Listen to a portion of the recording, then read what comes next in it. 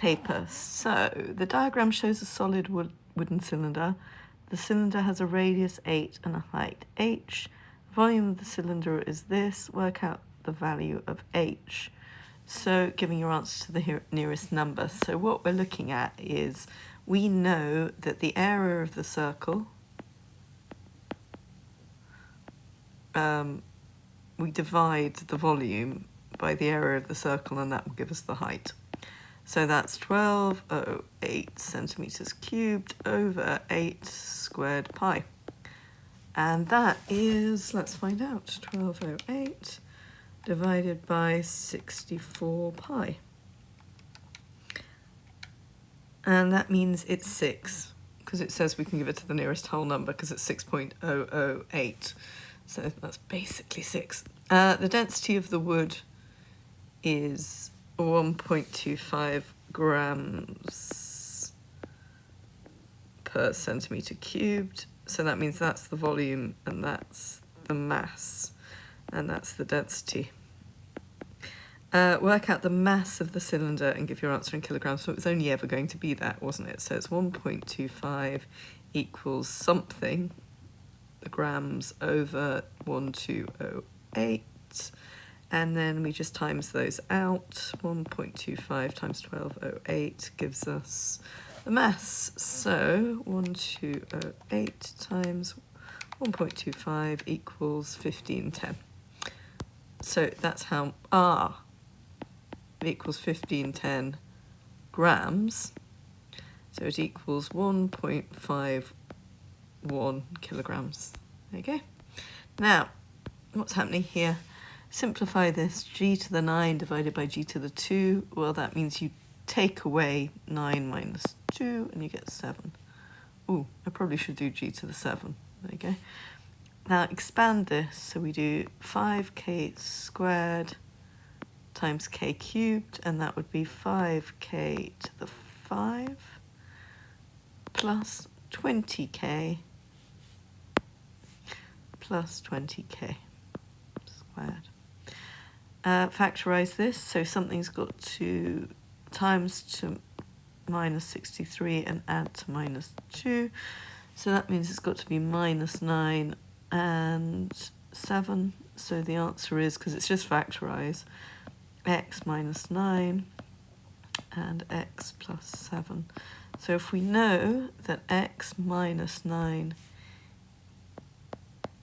equals 0, then we know that x equals 9. And if we know that x plus 7 equals 0, then we know that x equals minus 7. To do that, you just take 7 off both sides. X equals minus 7.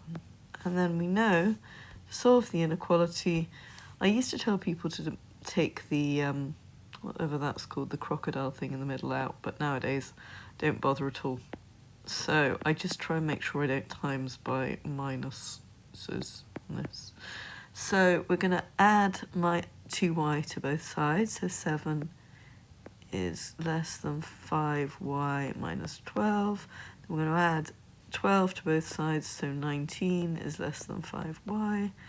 So y is less than 19 over 5. And if you do that, or is greater than 19 over 5, if you do that, then you've not done anything like really wrong, I suppose.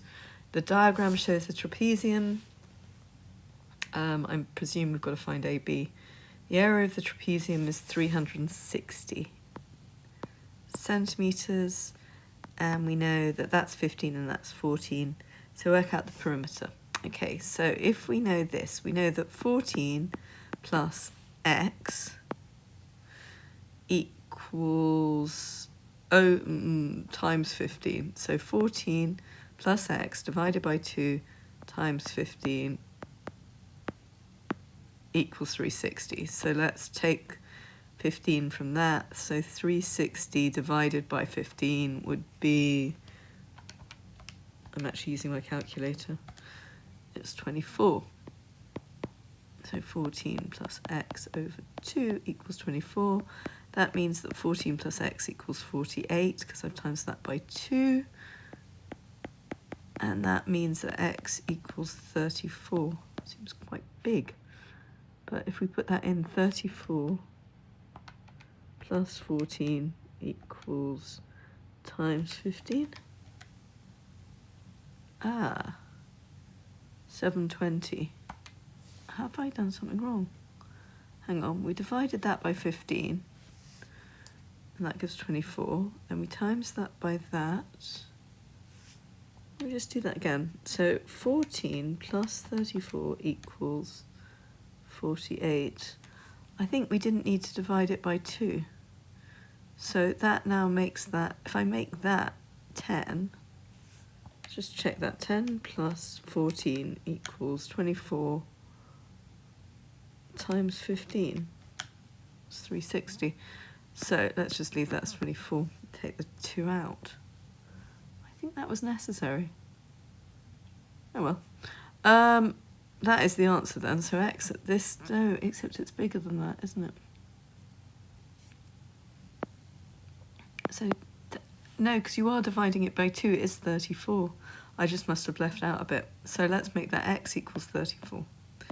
So that means that this bit here is 20. This bit here is 15. So to find out BC, we do 15 squared plus 20 squared equals x squared, or y squared in this case, which is 400 plus 225, so 625 equals y squared, so y equals 25. There you go. And so that is 34 plus 15, that's 50, no, that's 40, 54, 58 equals, so the whole perimeter is 88, I think. 29, 44, no, 54, yeah, that's 88 centimetres all the way around. Right, I'm going to stop now.